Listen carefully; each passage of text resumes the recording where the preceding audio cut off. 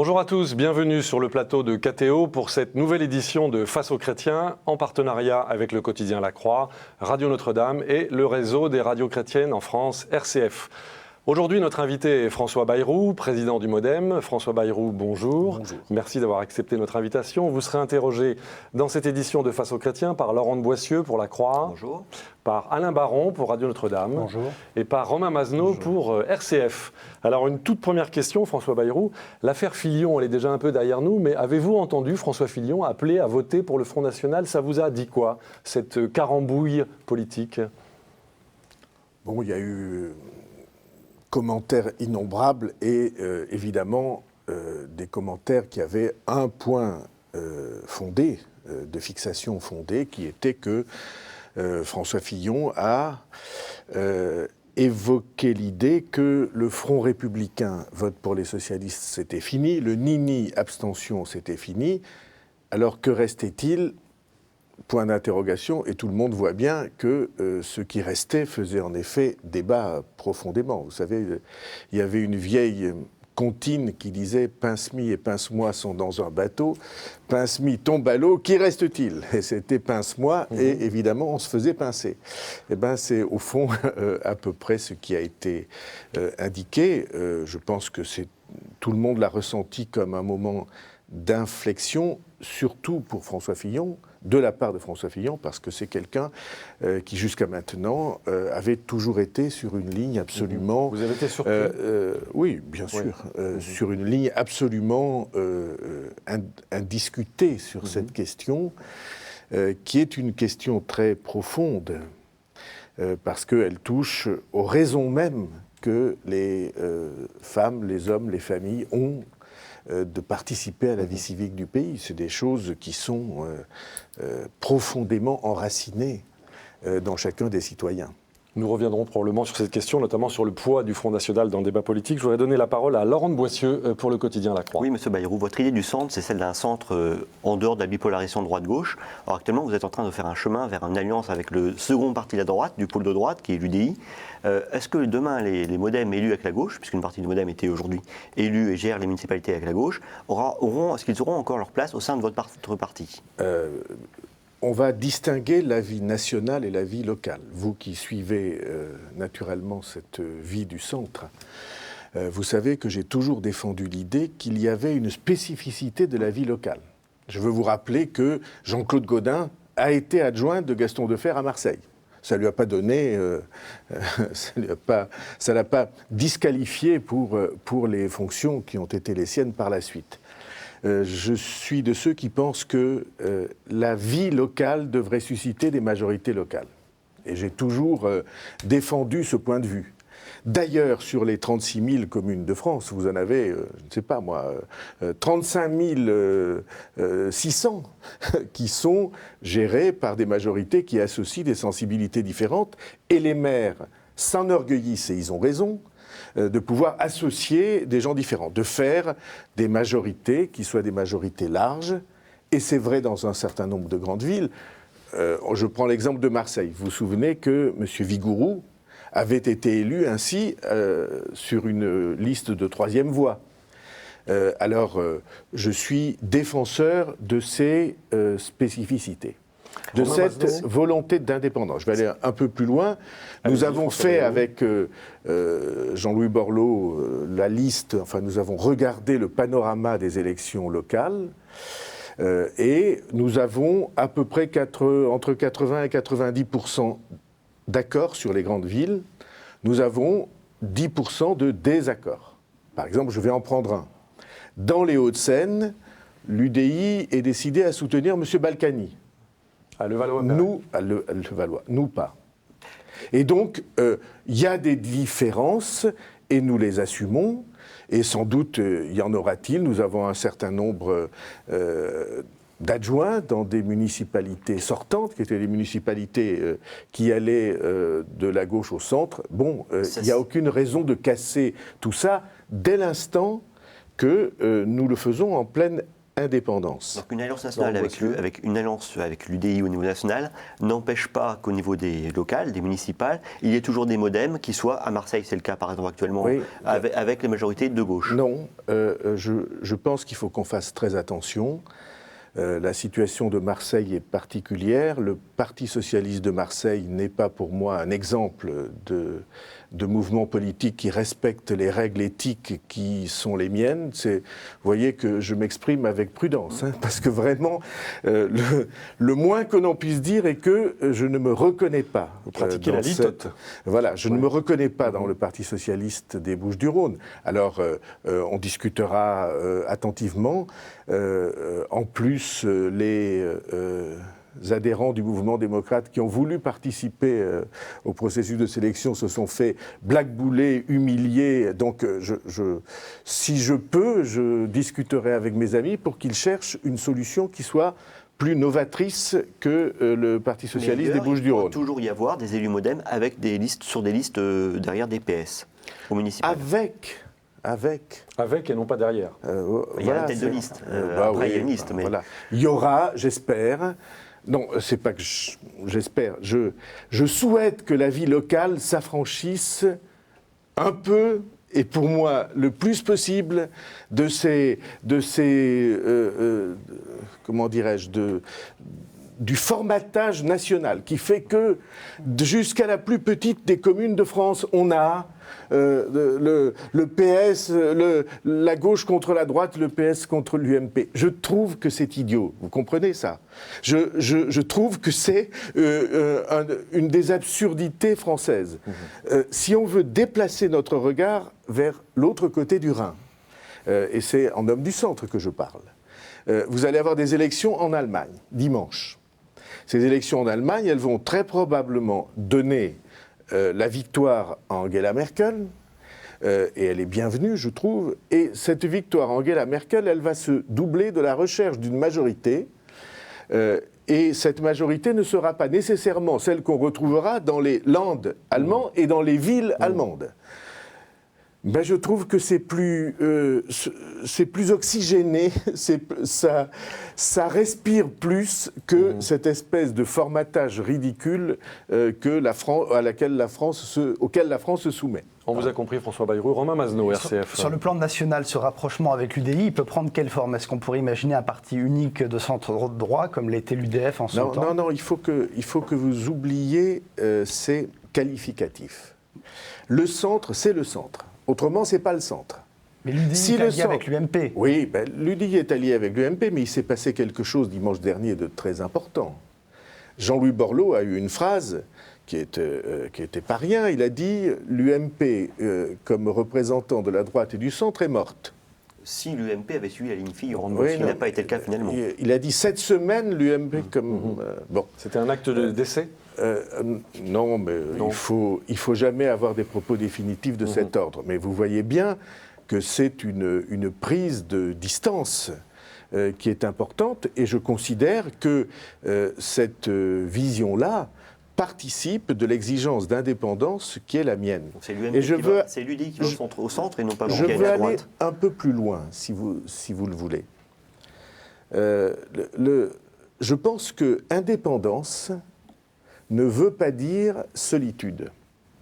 Alors, celui qui vous parle est quelqu'un qui n'a pas peur de la solitude. Vous l'avez expérimenté, François. Je l'ai expérimenté. Mais lorsque vous êtes indépendant, vous pouvez être allié. Vous pouvez discuter d'un programme, vous pouvez faire avancer les choses. Vous n'êtes pas, et c'est cela que je m'interdis, vous ne devez pas être soumis. Allié, pas soumis. Allié, pas prisonnier. Vous êtes libre de votre jugement, et je ne cesserai d'appeler le Centre français, quelle que soit son organisation, à s'assumer pleinement comme indépendant et comme libre de son jugement, pas prisonnier de décisions que d'autres prennent. Mais si l'alliance est toujours à droite, ce n'est plus le centre. Du coup, c'est le centre-droit, si on veut, mais c'est une partie de la droite. La question, elle n'est pas là. Vous confondez deux choses, qui est droite, la bipolarisation, deux blocs l'un contre l'autre. Ce contre quoi vous luttiez. Et ce contre quoi je lutte, et je ne cesserai de lutter.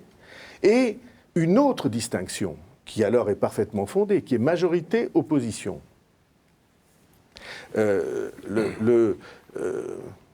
La situation du pays aujourd'hui, elle est pour moi parfaitement claire et de ce point de vue-là regrettable. Un certain nombre d'engagements que François Hollande avait pris ne sont pas respectés, et on va pouvoir en parler si vous voulez. Naturellement.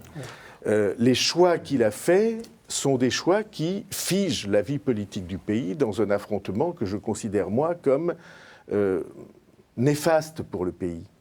Donc, je suis un opposant à ce qui est en train de se faire. Pour autant, je ne crois pas que la vie politique soit partagée en deux blocs et qu'il faille être soit à droite, soit à gauche. Je pense que la force du centre, le jour où il acceptera d'exister vraiment, sa vocation, c'est de dire, qu'il n'y a pas deux positions seulement, il y en a plusieurs, c'est la défense du pluralisme.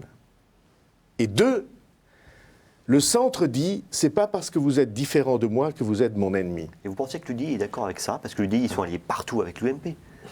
Mais ils sont alliés partout. Il y a un certain nombre de cas où... Jean-Luc Borloo était un des autres dirigeants du UMP jusqu'à il y a à peine 2 ans. Ah, mais c'est sur ce point, en effet, que nous nous sommes séparés et même opposés. Oui, mais maintenant... Vous vous souvenez que je suis allé à Toulouse le jour de la formation de l'UMP pour leur dire que j'étais en désaccord, et c'était un peu houleux comme rencontre. Difficile, on s'en souvient. Et je leur ai dit, vous dites qu'on pense tous la même chose, si on pense tous la même chose, c'est qu'on ne pense plus rien. Nous avons besoin de pluralisme en France, mais ça n'empêche pas d'avoir des relations Bon, tout le monde sait que, pour prendre un exemple, j'ai un grand nombre de points d'accord profonds avec Alain Juppé. Pas sur tous les sujets.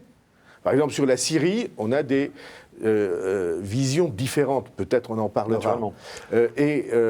Mais c'est quelqu'un que je considère comme étant extrêmement compatible avec ce que je crois de la vie politique. Et je crois que c'est réciproque, et il a eu l'occasion de le dire hier. Donc tout ça, vous voyez, on a besoin d'un système qui respire et dans lequel on puisse avoir des débats qui ne soient pas des débats de « j'ai décidé, vous obéissez ». Ça, je n'accepterai jamais la soumission à qui que ce soit, et j'espère que le jour où nous aurons la force nécessaire, nous ne pratiquerons pas ce genre de impérialisme, c'est pas comme on aurait dit autrefois, ce genre de domination qui me paraît terriblement malvenu. Autrement dit, je vais le dire d'une autre manière, et vous reconnaîtrez là des choses, vous êtes un homme du centre. Et vous reconnaîtrez là quelque chose que j'ai souvent dit.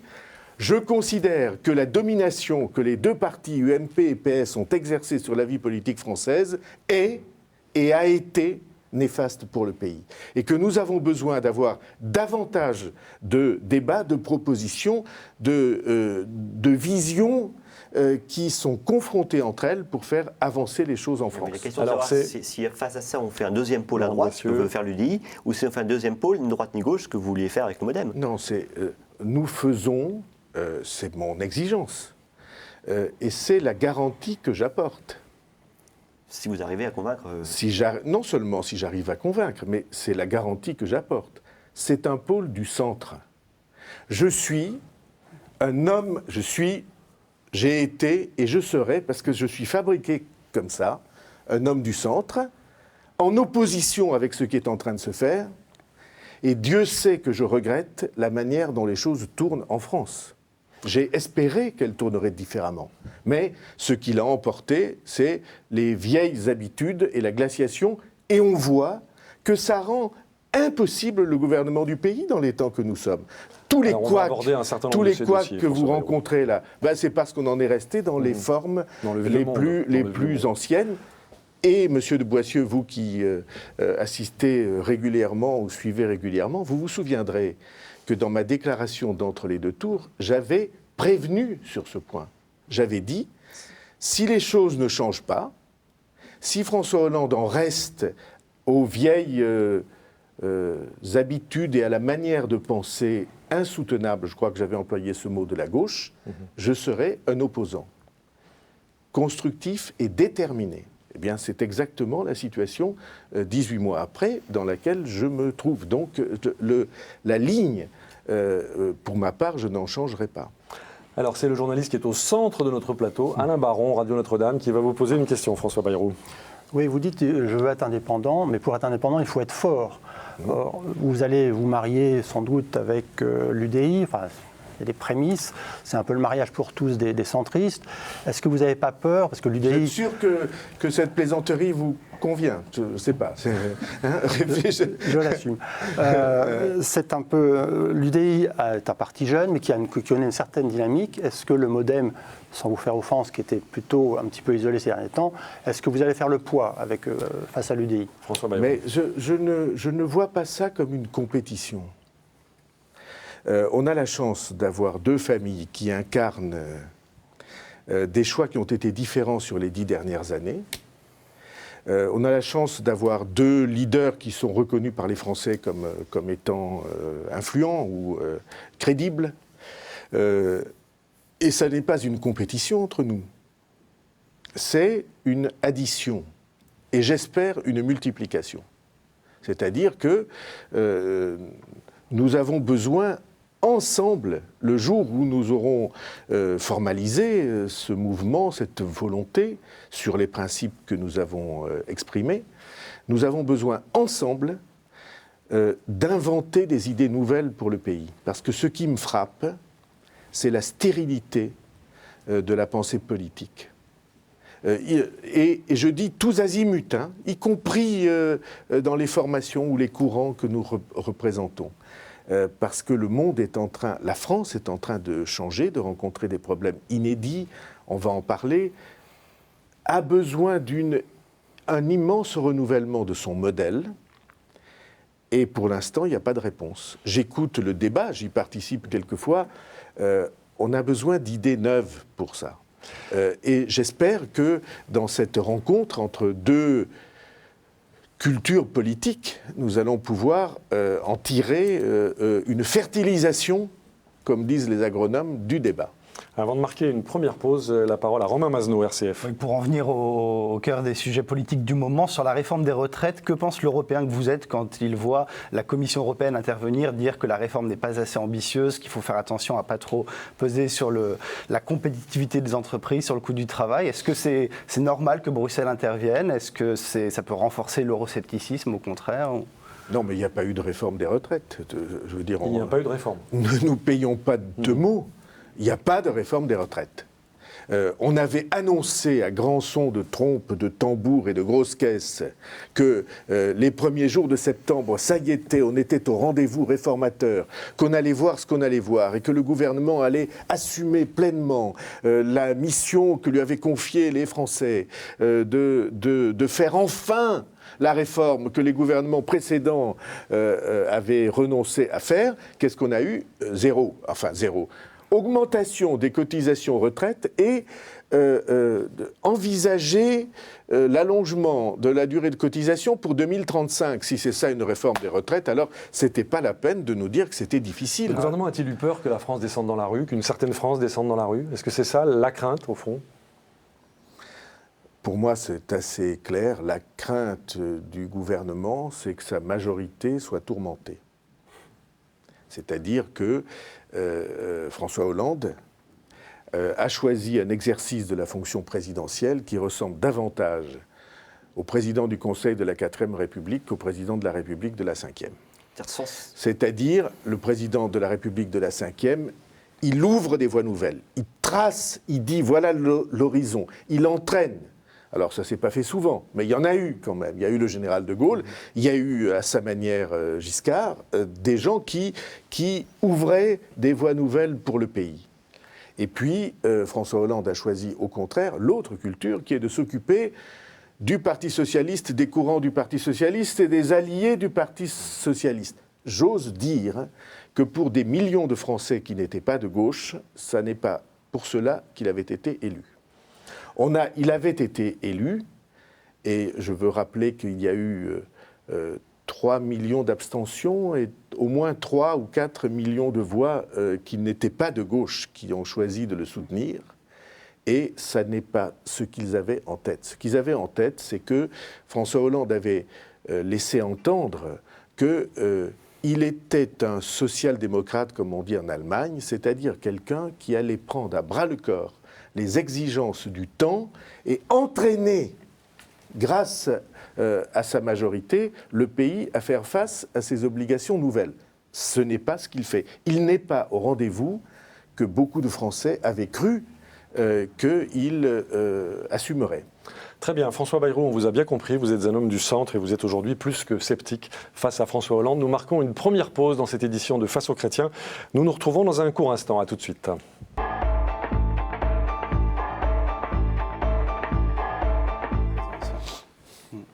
Retour sur le plateau de KTO pour Face aux chrétiens avec notre invité François Bayrou, président du MoDem. Il est interrogé aujourd'hui par Laurent de Boissieu pour La Croix, Romain Mazenot pour RCF et Alain Baron pour Radio Notre-Dame. C'est Alain Baron qui ouvre le feu pour cette deuxième partie de Face aux chrétiens. Oui, Monsieur Bayrou, vous avez en mémoire bien sûr ce qui s'est passé récemment à Nice avec ce tragique fait divers d'un bijoutier qui a été agressé, attaqué, qui ensuite s'est défendu et a tué un de ses agresseurs. Il y a un formidable soutien populaire sur Facebook et dans la rue pour le bijoutier.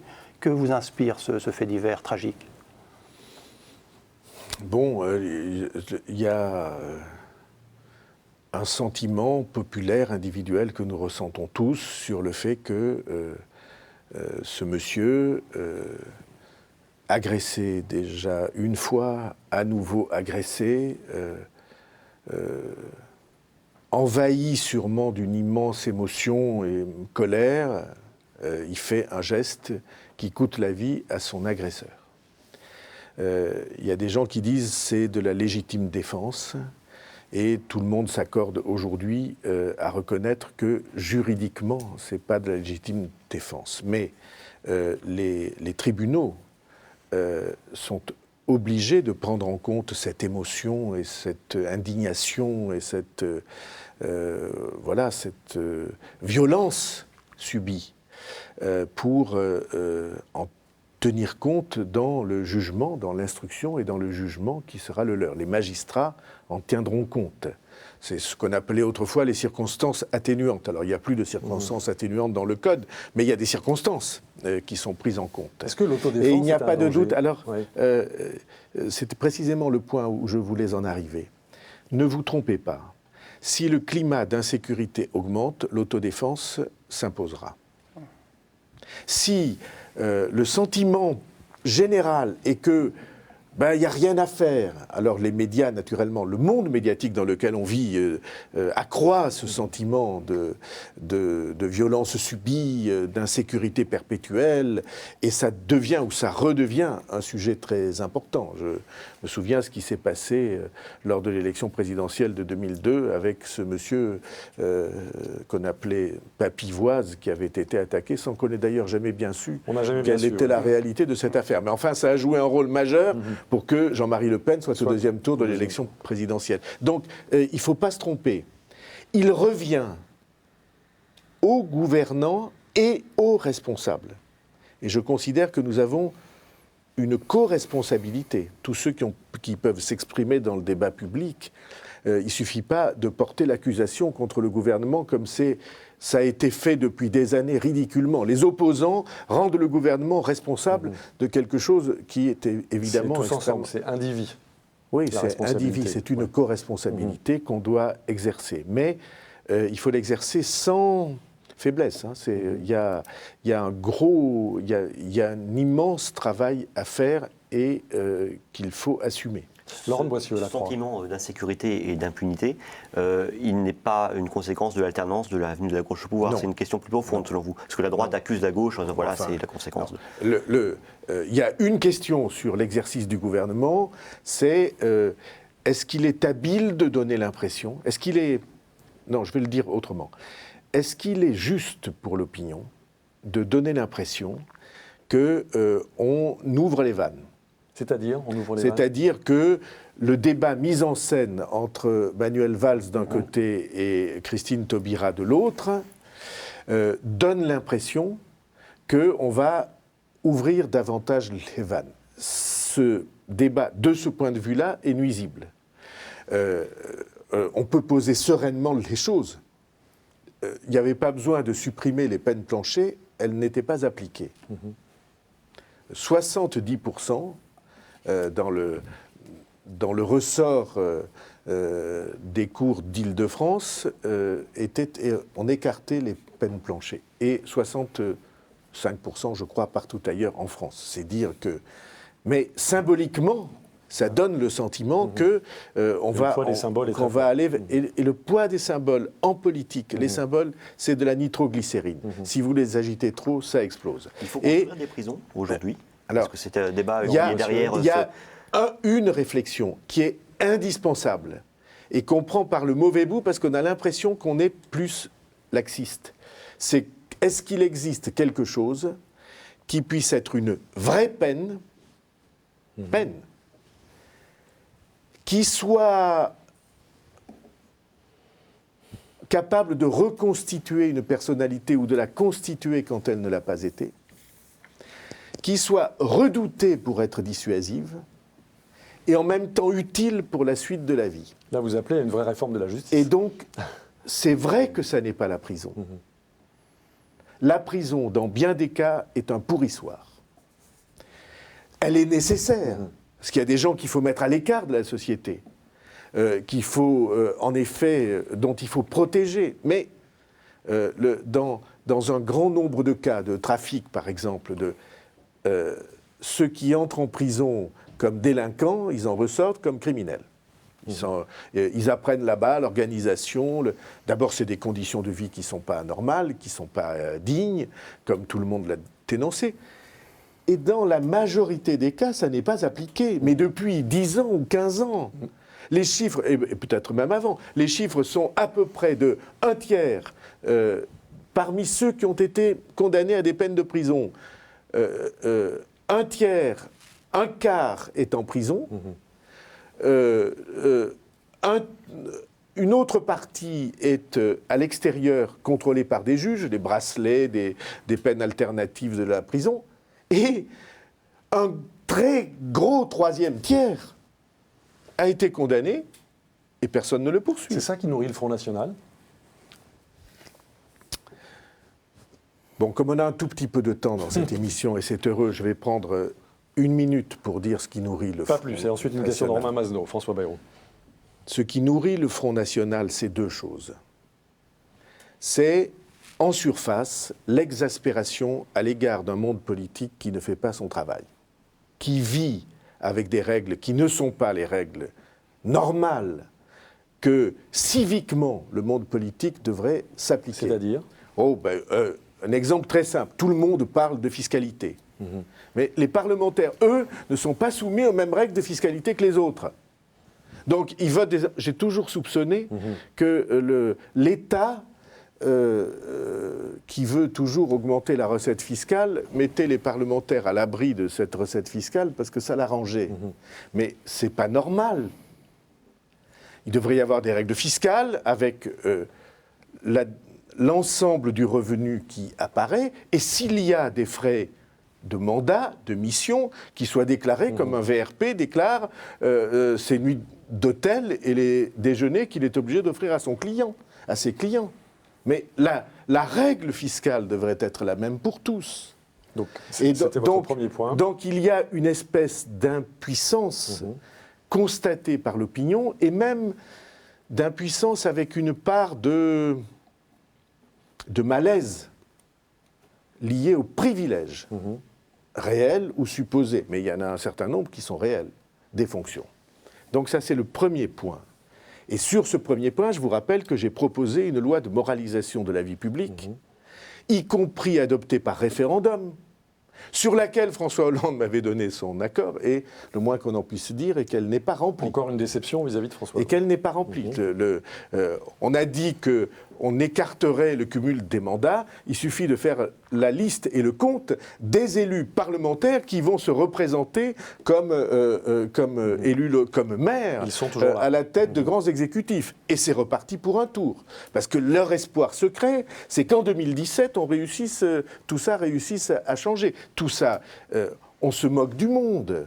Les Français avaient cru qu'on allait traiter cette question. Donc, premier élément du Front National, évidemment on se trompe.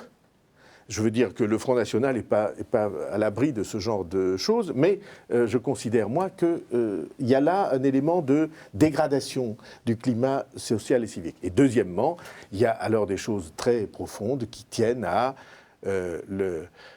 au ressenti que les Français, spontanément, en période de crise, ont à l'égard de l'immigration, à l'égard de l'islam, à l'égard de ces sujets qui sont des sujets brûlants, brûlants et qui sont traités par le Front National de manière à faire flamber ce genre de passion.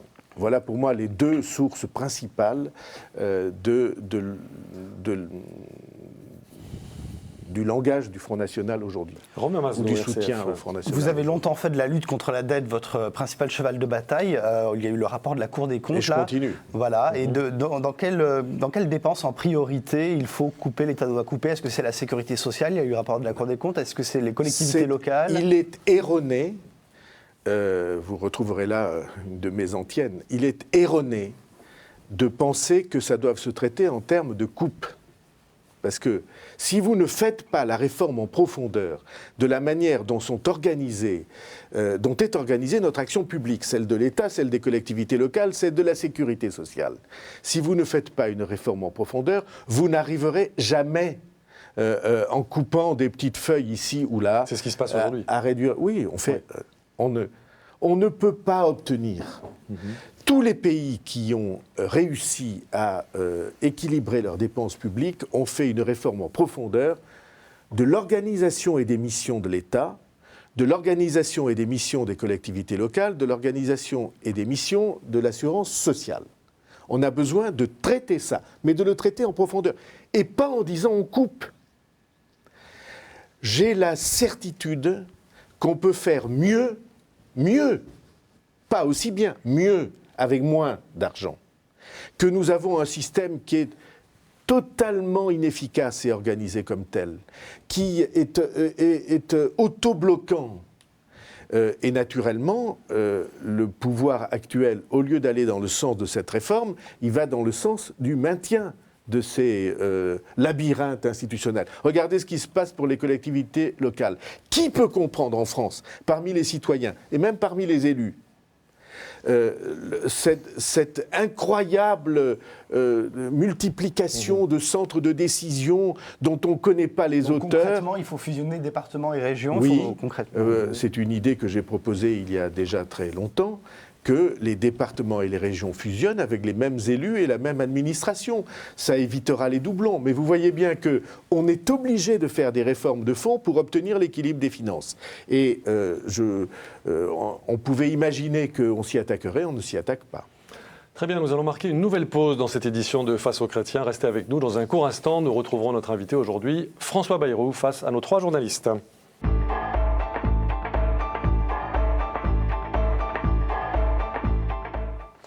Retour sur le plateau de KTO pour la dernière partie de Face aux chrétiens. Notre invité est François Bayrou. Il est interrogé aujourd'hui par Laurent de Boissieu pour La Croix, Romain Mazenot pour RCF et Alain Baron pour Radio Notre-Dame. C'est Romain Mazenot qui ouvre cette dernière partie de Face aux chrétiens. Alors, l'accord entre Américains et Russes sur la Syrie prévoit la destruction rapide de l'arsenal chimique de Damas et une vérification sur le terrain. Sincèrement, vous y croyez? Oui, en tout cas, comment on je fait? pense que l'exigence internationale doit être celle-là. Et il y a, à mon avis, 2 choses à faire. Vous savez que je ne suis pas convaincu par les, entre guillemets, preuves que l'on donne. Alors, vous n'êtes pas certain que c'est y a-t-il eu du gaz sarin? Oui. C'est Mhm. indiscutable. D'où venait ce gaz sarin? Et qui a lancé les roquettes? Vous posez la question. Je pose la question.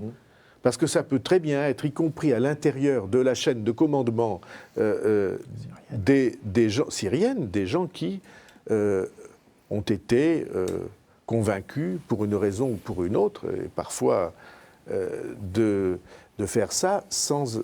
voilà, ça peut être une décision qui est une décision qui n'est pas celle du pouvoir en principe. Et donc, il y a deux choses à faire. C'est ce que j'ai défendu depuis longtemps. Un, une action internationale où la Russie, à coup sûr, joue un rôle important avec force et habileté. Poutine a réussi là une introduction dans le jeu diplomatique qui est important. Mais je veux rappeler, puisqu'on est face aux chrétiens, que le pape François, la veille, a fait observer à l'ensemble de la chrétienté une journée de ce que les chrétiens considèrent comme une action efficace, qui est le jeûne et la prière, et que ça précédait de 24 heures le choix qui a été fait par la Russie d'abord et l'Amérique après.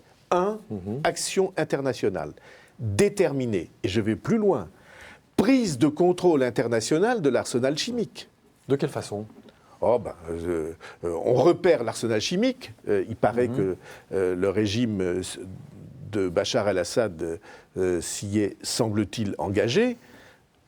Repérage des stocks de munitions et prise de contrôle par exemple, des soldats de l'ONU, des stocks de munitions. Sur le territoire syrien. Sur le territoire syrien. Prise de contrôle de l'arsenal chimique pour qu'on soit assuré que nul ne s'en servira. Premièrement. Il y a une deuxième chose à faire, dont je m'étonne qu'elle ne soit pour l'instant pas évoquée ou pas assez évoquée. Il faut lancer une enquête internationale pour savoir qui a fait ça. Il y a des observateurs qui disent c'est le régime, il y a des gens qui disent c'est les rebelles djihadistes qui se sont débrouillés pour que ça soit fait. Par exemple, les deux journalistes qui étaient otages des djihadistes et qui ont été libérés ces derniers jours, un Italien, un Belge, ont dit, les vidéos existent, je les ai vues, ont dit nous savons que c'est les rebelles qui se sont débrouillés pour que ça soit fait. Voilà, alors je ne sais pas si c'est... Oui, mais bon, c'est des gens qui étaient malheureusement retenus sur cette affaire. Il faut lancer une enquête internationale pour savoir qui a fait cela et les poursuivre devant le tribunal pénal international. Il ne faut pas rester les bras croisés. Le régime de Bachar el-Assad, c'est sûrement pas ce que nous souhaitons, et même on ne peut pas avoir de l'indulgence. Mais on sait aussi que la protection des minorités musulmanes, chiites et des minorités chrétiennes, il faut y veiller et que nous en soyons les garants. Alain Baron, Radio Notre-Dame. Quand vous avez dit récemment que les frappes seraient comme un coup de pied dans un nid de guêpe, vous pensiez à quoi? Vous craignez quoi précisément? C'est très simple. Si on frappe, c'est pour affaiblir le régime et pour qu'il plie le genou. Si le régime plie le genou, qui le remplace? Il faut être d'une naïveté assez grande pour penser que ceux qui prendraient éventuellement sa place seraient des démocrates sympathiques et laïques. La vérité que tout le monde, je crois, admet, c'est que ce sont les djihadistes, les fondamentalistes musulmans qui veulent établir leur loi au travers de cette prise de pouvoir. Et j'ai été heureux que François Hollande, lors de son émission de dimanche, dise « Attention, il ne s'agit pas de les mettre en place ». Eh bien, très bien. Selon vous, mais alors, il s'agit de quoi? La voie démocrate musulmane n'existe pas. C'est le choix entre l'islamisme ou bien alors un régime bassiste, autoritaire, mais qui respecte les droits des femmes et des minorités religieuses. J'espère de toutes mes forces que cette voie existera. Et pour l'instant, vous ne la voyez pas. J'espère qu'elle existe à l'intérieur de l'esprit d'un certain nombre des responsables actuels ou futurs, parce qu'il n'y a pas d'autre voie que celle-là.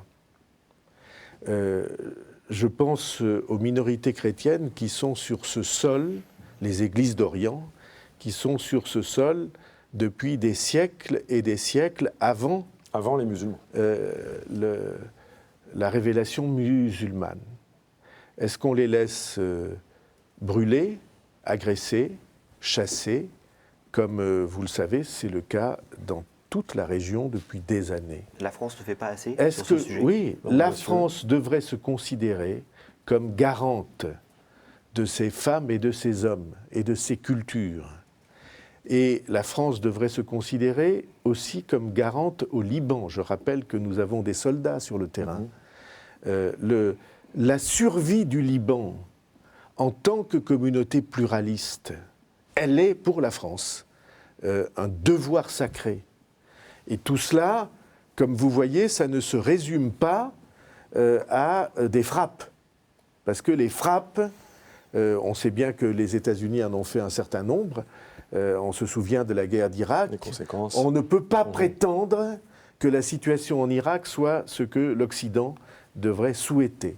Et donc, la France, je ne parle même pas de l'Europe, là, la France a une mission, parce que jusqu'à maintenant, elle s'était tenue comme interlocuteur, capable de comprendre et d'entendre les différentes voix qui, dans cette région, se confrontent, et hélas, qui, pour un certain nombre d'entre elles, sont menacées dans leur existence. Et donc, je tiens à honneur pour nous de défendre ces communautés-là. Romain Mazneau, RCF. Donc il n'y a pas de frappe militaire pour l'instant. Est-ce que vous êtes d'accord avec François Hollande quand il dit que si on n'avait pas brandi, si les Occidentaux n'avaient pas brandi cette menace de frappe, on ne serait pas arrivé à cet accord Bon, je comprends qu'il utilise cet argument, je ne vais pas le contredire, c'est l'argument le plus favorable qu'il puisse trouver pour la position qui a été la sienne. Et comprenez-moi, ça nous ramène à une autre partie de notre discussion. Je suis un opposant aujourd'hui à ce qui est en train de se faire, mais je veux être une opposition différente. Je veux que nous constituions une opposition différente. Qu'est-ce que c'est une opposition différente ? C'est une opposition qui n'est pas systématique, c'est-à-dire qui est capable de dire là, je considère que ça va dans le bon sens, qui est capable de comprendre les raisons de ceux qui sont au pouvoir, qui se comportent, autrement dit, de manière civique. Vous savez, l'éducation civique, j'en ai eu la charge pendant des années. Il y a une responsabilité d'éducation civique des élus et des animateurs du débat politique. Malheureusement, elle n'est pas souvent exercée. Donc, objective, une opposition qui sache discerner et une opposition qui soit aussi avec le souhait que le pays avance, pas avec le souhait que le gouvernement échoue. S'ils avaient fait la réforme des retraites que je pensais nécessaire, j'aurais soutenu de toutes mes forces, comme je l'ai fait sur le Mali. J'ai soutenu de toutes mes forces sur le Mali. Et je ne le regrette pas. C'était bien, c'était juste, c'est la bonne décision à prendre. Sur la Syrie, j'ai été en opposition. Et je trouve, enfin il me semble que c'était une opposition qui en tout cas avait des arguments fondés. Je ne prétends pas avoir la certitude dans une région aussi compliquée.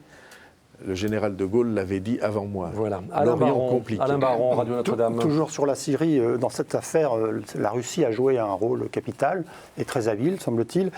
Comment vous jugez le grand jeu de Vladimir Poutine, qui n'est pas spécialement centriste ? Bon, il y a D'abord, je n'aime pas donner des leçons au peuple et au voilà. Je pense que on s'exprime avec trop de, vous voyez, sans nuance. Je vais le dire autrement. Je pense que l'Europe a le plus grand intérêt à nouer des relations profondes, suivies avec la Russie. Je pense que l'avenir de l'Europe, c'est l'occasion pour moi d'en dire un mot. C'est évidemment un idéal qui me tient à cœur profondément, parce que je ne vois pas d'influence pour la France s'il n'y a pas cet ensemble européen. On est fort dans l'Europe, on serait faible hors de l'Europe. Cet avenir, il se décompose en deux exigences. Un, que la zone euro se constitue en autorité politique. Et pour qu'il se soit une autorité politique, il faut qu'il y ait dans la zone euro exigence démocratique. Que les peuples, les citoyens, nous qui sommes là, nous soyons associés informé et influent sur les décisions qui se prennent. Vous voyez qu'on en est très loin. On est encore loin, oui. Bon, mais ça, c'est pour moi une exigence très importante. Et ça doit se faire dans la zone euro, parce que dans la zone euro, s'il n'y a pas, par exemple, de politique d'aménagement du territoire, il y aura échec de la monnaie que nous partageons. Un. Et deux, il faut que l'Europe ait une vision de création de liens et de ponts avec son voisinage, et notamment avec son voisinage ukrainien et russe. Parce que nous avons une communauté de culture, de civilisation, qui doit nous obliger à réfléchir et à discuter ensemble. Saint-Pétersbourg, pour l'Europe jusqu'au dernier siècle, c'était un lieu d'échange et de rencontre, un lieu d'influence, un lieu de... Bon, la Russie doit être considérée un jour comme un partenaire naturel de l'Union européenne. Et si on noue ce genre de lien, alors peut-être les manquements que vous signaliez à l'égard de Poutine, qui est un dirigeant en effet costaud, on va dire les choses comme ça, et les manquements seront peut-être empêchés, ou en tout cas seront davantage gênés. Donc il faut une diplomatie qui soit une diplomatie de la rencontre et de la création de liens offensive, et pas simplement une condamnation de ceux qui sont nos voisins et nos partenaires obligés. Nous arrivons bientôt au terme de cette édition de Face aux chrétiens. Une question de Laurent de Boissieu, La Croix. Justement, n'avez-vous pas envie, vous, de porter cet idéal, cette vision au Parlement européen en étant candidat aux élections européennes ? Je suis dans une période, là, dans les mois que nous vivons, de ma vie, où je ne me pose pas des questions strictement électorales. Mais je n'ai pas envie de traiter les questions de mon pays au travers de ma modeste personne. Voilà, c'est de faire entendre votre voix, cette vision-là au Parlement européen. Et donc, oui, on verra. On verra. Je suis devant plusieurs choix, des choix locaux, des choix européens, des choix nationaux. Et pour l'instant, je ne veux pas poser la question sous l'angle... je ne veux pas poser cette question à la première personne. Voilà. J'ai entamé... Mais vous parlez bien à la première personne, vous dites « moi, je » quand même. J'ai entamé un grand travail de rassemblement du centre en partenariat avec la famille politique qui est historiquement voisine et proche. J'espère qu'on va y arriver. Le travail qu'on fait avec Jean-Louis Borloo, je le crois de bonne foi, et j'espère qu'on va y arriver. Et puis après se poseront les questions électorales. Mais je ne veux pas mélanger les deux. Je suis très heureux d'être identifié par l'opinion publique comme un Européen. Les Européens ont besoin d'être défendus. Je mènerai le combat en tout état de cause. Après, quelle sera ma place dans le combat, je ne sais pas. Nous vous observerons. Une toute dernière question de Alain Baron, Radio Notre-Dame. Une question un peu personnelle. Pour reprendre le titre d'un livre d'un de nos confrères paru récemment, est-ce que vous êtes toujours, M. Bayrou, le paysan qui rêve d'être président ? François Bayrou. J'ai mes racines et elles sont vivantes. Elles sont actives. Je suis quelqu'un qui, en effet, aime la France dans ce qu'elle a d'original, de fort, dans sa culture et même dans son agriculture, si vous voulez dire ça. Et dans sa vie industrielle. Je me suis battu pour le produire en France, comme vous savez, avec beaucoup d'assiduité. Ça, c'est une chose. Être président, c'est une manière de servir son pays. Mais je n'ai jamais eu cette obsession, contrairement à ce que tout le monde racontait. Parce que c'était une facilité de caricaturer, n'est-ce pas ?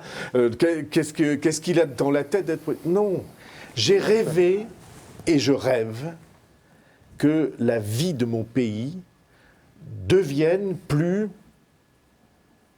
juste, efficace, créative, civique, que les enfants soient fiers de leur pays. Aujourd'hui, vous ne pouvez pas rencontrer un jeune garçon ou une jeune fille qui est dans une école de commerce ou qui est dans une grande école ou qui est à la fac qui ne vous dise « moi, je vais aller vivre à l'étranger ». Vous croyez que quelqu'un comme moi, qui a eu la charge de l'éducation des jeunes Français, peut accepter ça de gaieté de cœur ? Et donc, quel que soit le rôle, la fonction et la place qui est la sienne, il faut mener le combat sur l'essentiel. Et aujourd'hui, en effet, la création d'un état d'esprit positif, conquérant, heureux pour la France doit être la priorité de ceux qui mènent l'action publique. En tout cas, c'est la mienne. Merci beaucoup à vous, François Bayrou, de nous avoir fait partager votre passion du centre. Merci à vous qui nous avez écoutés. La semaine prochaine... Passion de la France et de l'Europe, au service de laquelle il faut mettre en effet la passion d'un courant politique qui est le seul qui puisse renouveler la politique française. On vous a bien compris. La semaine prochaine, l'invité de Face aux Chrétiens sera Gilles Carrez, président de la Commission des finances de l'Assemblée nationale. Vous pouvez évidemment retrouver notre émission sur les sites de La Croix, de KTO, Radio Notre-Dame et RCF. Merci à tous, à la semaine prochaine.